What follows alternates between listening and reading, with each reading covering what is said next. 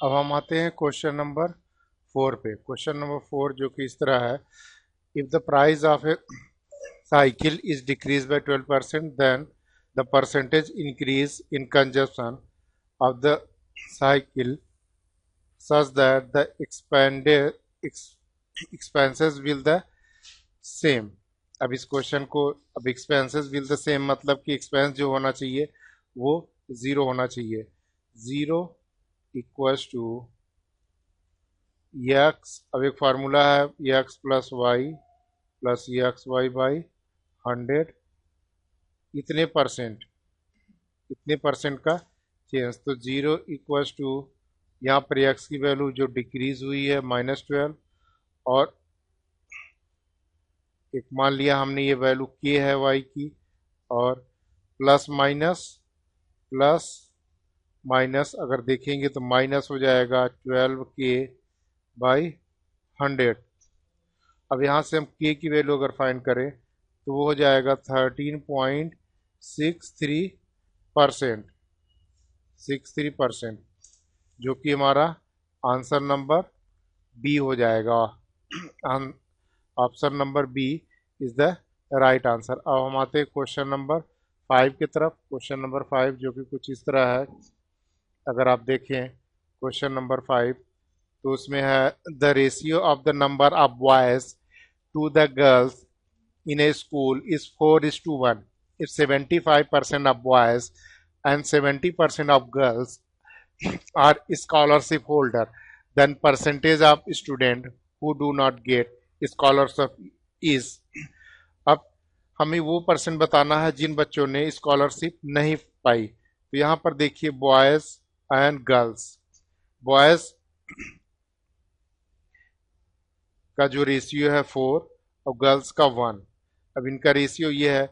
अब ये 75% बॉय ने स्कॉलरशिप पाया तो 25 ने स्कॉलरशिप नहीं पाया होगा। 25, इसकी वैल्यू जो आ जाएगी हमारी वो हो जाएगी 1।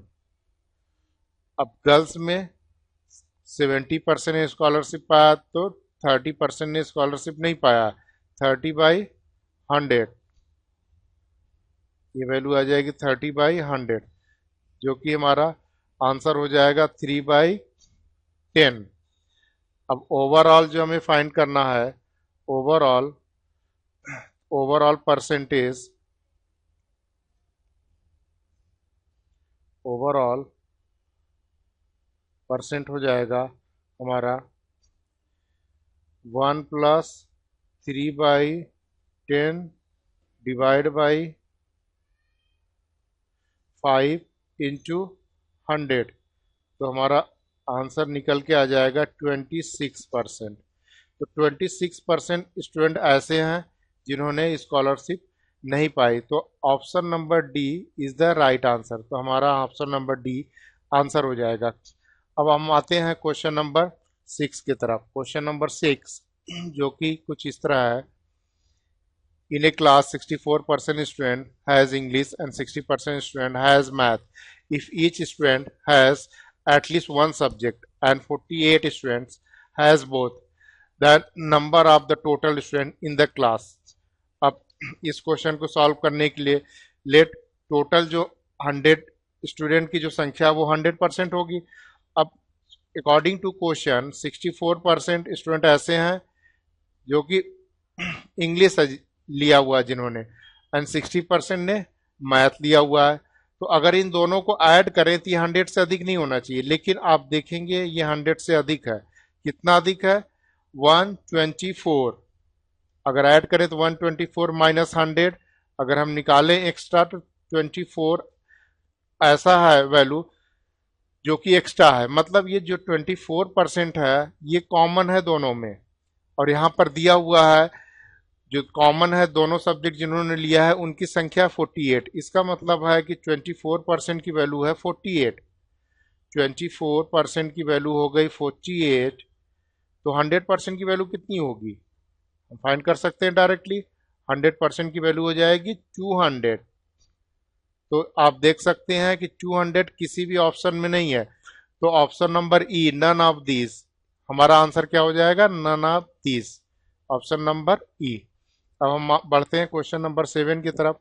क्वेश्चन नंबर 7 जो कि कुछ इस तरह है, the monthly salary of Vijay is 30% of Anuj monthly salary, where Anu's monthly salary is 20% of Akash salary and 70% of Akash salary is 1,40,000. What is the Vijay's monthly salary?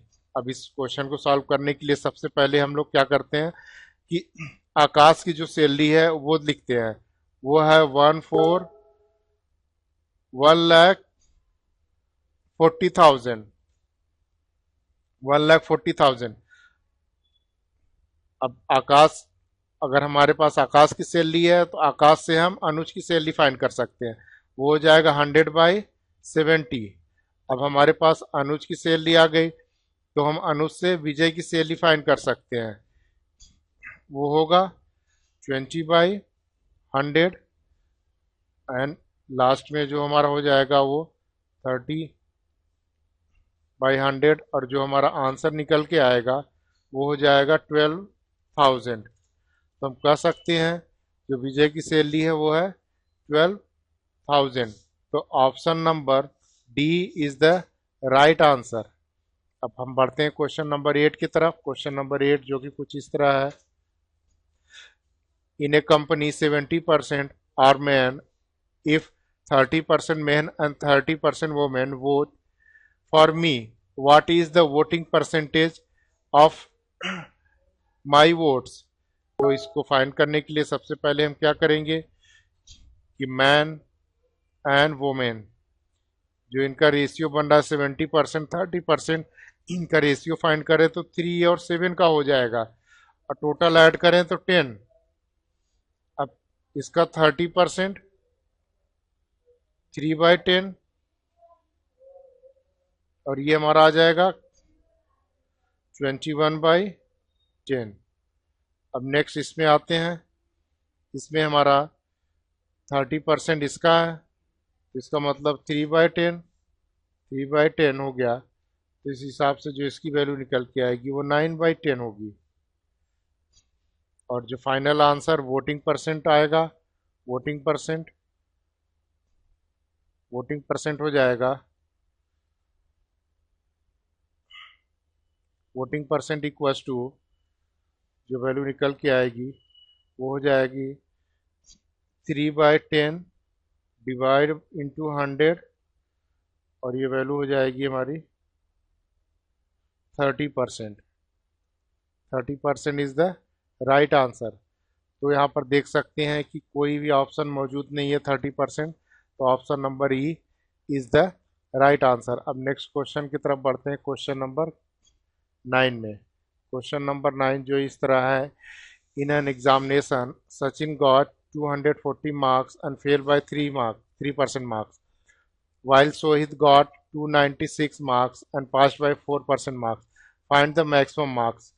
अब इस question को solve करने के लिए maximum marks हमें बताना है, तो सबसे पहले लिखते हैं मार्क्स, सचिन के मार्क्स। सचिन के है 240 मार्क्स, 240 मार्क्स है और वो फेल हुआ है 3% मार्क्स से।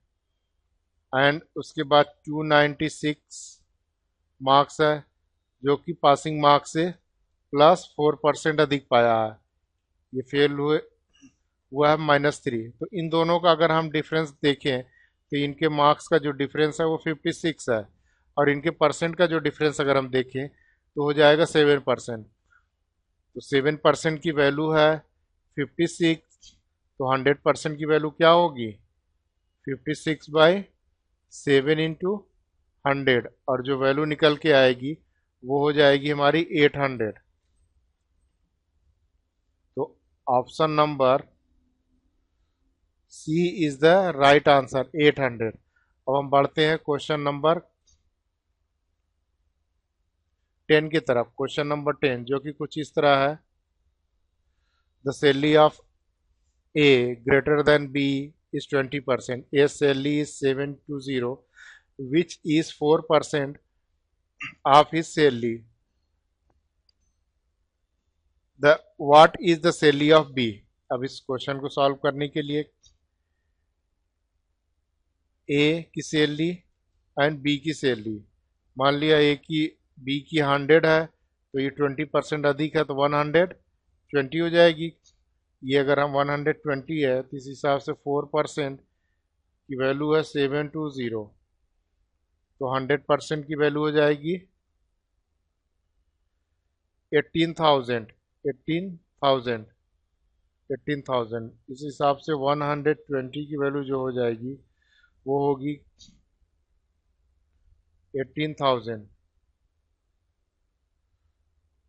अब 100 की वैल्यू क्या हो जाएगी, 18,000 डिवाइड बाय 120 इंटू 100, और ये वैल्यू निकल के आएगी 15,000। आंसर हमारा हो जाएगा 15,000। तो 15,000, इस तरह हमारा option number D is the right answer.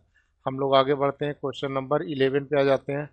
Question number 11 जो कि कुछ इस तरह है। क्वेश्चन नंबर 11 आप देख सकते हैं, क्वेश्चन नंबर 11 में लिखा हुआ है the price of a machine decrease every year 10%। If the price of machine will be 13310 after 3 year then the present value of the machine. अब इस क्वेश्चन को सॉल्व करने के लिए मान लिया प्रेजेंट वैल्यू एक्स है, एक्स का 110 divide by 100 into 110 divide by 100 into 110 divide by 100, और वैल्यू हो जाएगी 13310। तो ये एक्स की वैल्यू जो हम लोग फाइंड करेंगे, ये एक्स इक्वल टू हमारा हो जाएगा, ये एक्स की वैल्यू आ जाएगी 10,000, जो कि किसी ऑप्शन में नहीं है। तो आंसर हो जाएगा option number E is the right answer.